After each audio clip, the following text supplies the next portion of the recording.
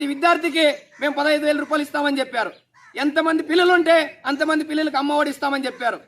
రైతు భరోసా సకాలంలోనే మేము వచ్చిన వెంటనే కూడా ఇస్తామని చెప్పారు. అదే సూపర్ 6 పథకాలు అనేక రంగాల్లో మీరు ఇస్తామని చెప్పి మీరు చెప్పారు. మరి ఈరోజు ఏం చేస్తా ఉన్నారు? ఒక పథకం అంటే ఒక పథకం కూడా అమలు కాలే ఈరోజు. మరి ఏ పథకాలు అమలు చేస్తూ ఉన్నారు మీరు?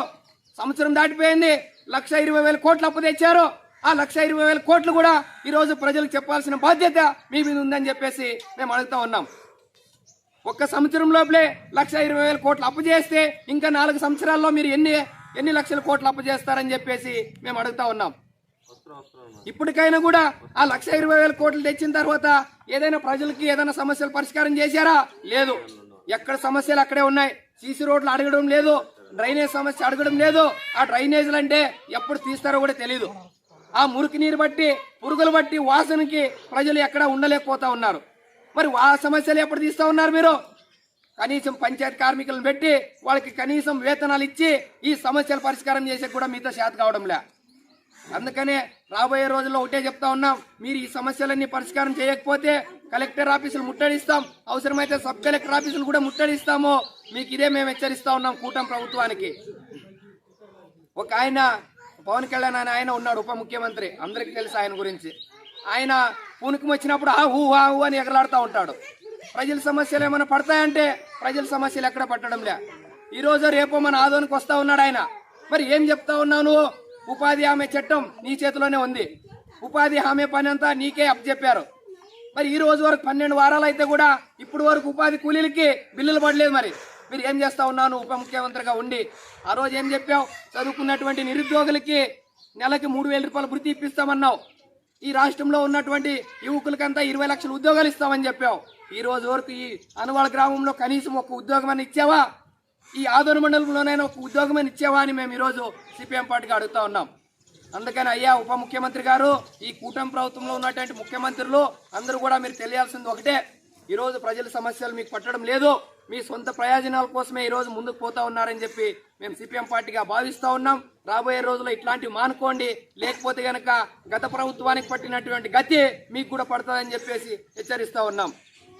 అందుకనే ఈ కార్యక్రమాలన్నీ కూడా సిపిఎం పార్టీ ఈ 10 రోజుల నుండి కూడా గ్రామాన తిరిగి ఈ సమస్యల కోసమే పోరాడుతూ ఉంది. ఈ సమస్యలన్నీ కూడా వెంటనే పరిష్కారం చేయాలని చెప్పి కోరుతూ నాకు మాట్లాడడానికి అవకాశం ఇచ్చినటువంటి అధ్యక్షుల వారికి, మన ఆన్వాళ గ్రామ రైతాంగానికి అందరూ కూడా పేరు పేరున ధన్యవాదాలు తెలుపుకుంటూ నేను సెలవు తీసుకుంటున్నాను.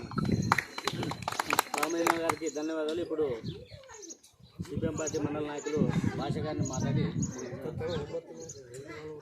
ఈ అనవలు గ్రామంలో సమస్య చాలా ఎక్కువ ఉంది. మన పాఠశారథి ఫస్ట్ ప్రచారకు వచ్చినప్పుడు నిన్నే 6 నెలల లోపల ఈ ఊళ్ళో ఏమో చేస్తానని చెప్పినాడు. ఈ రోజు కానీ నేను మోడీ డైరెక్ట్ నాకు సంబంధం ఉంది, మోడీ శిక్షణ నేను చేస్తే అమౌంట్ వస్తామని చెప్పినాడు.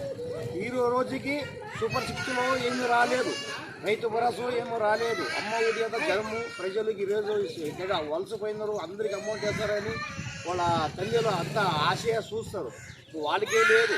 చికెన్ 6లో నేను 13,000 వేస్తాడు, నేను 20,000 వేస్తానంటే రైతు అందరూ వచ్చి గుర్తినారు.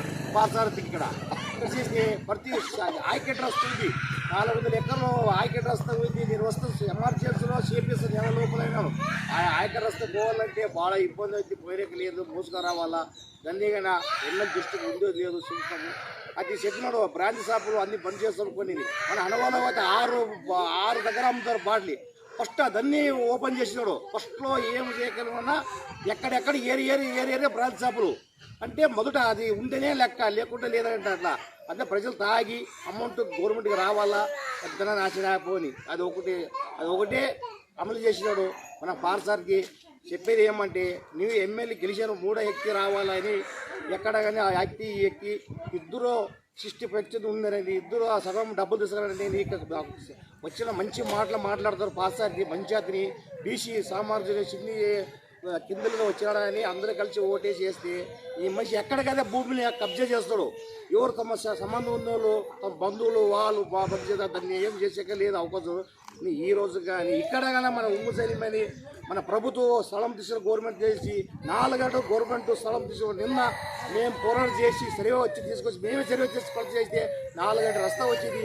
ఈ కూటమి ప్రభుత్వం ఇదేనే ప్రభుత్వ భూమిని అక్రమం చేసేది, ప్రభుత్వ రస్తా కట్టేది. మేము ఇదే క్వశ్చన్ చేస్తాము. ఎమర్జెన్సీ ఇది. ఎలక్షన్ ముందు కూడా సరిగా రోడ్డు సరిగా లేదు, కూలింగ్ లేదు, సిమెంట్ లేదు, సగం మీద సగం పోయినాడు. వీళ్ళు ఎదురు చూస్తారు, ఈ రోజు వస్తుంది రేపు వేస్తారని. ఈ సగం రోడ్డు వేస్తారు, సగం మందికి బాగుంది, సగం మందికి బాగాలేదు. అదేకంతా పింఛే తేలి సంవత్సరం లోపలే పింఛే తేలిపోయింది. ఇంత డూప్లికేట్ పని చేస్తే మంచిది. ఏమైనా బాగా నీట్గా చేయాలా, అది బరీ డబ్బులు కాంట్రాక్టు వాళ్ళకి కాంట్రాక్ట్ ఇది కాంట్రాక్ట్ ఇస్తే అంత కమిషన్ పైన చేస్తే మంచిది కాదేమి మేము కోరుకుంటాము. అనవల గ్రామ సిపిఎం మండల కార్యదర్శి ಅದಲ್ಲ ಇಡಿಯೋ ಮಾಡು ಅದಲ್ಲ ಇದು ಮಾಡಪ್ಪ ಸ್ವಲ್ಪ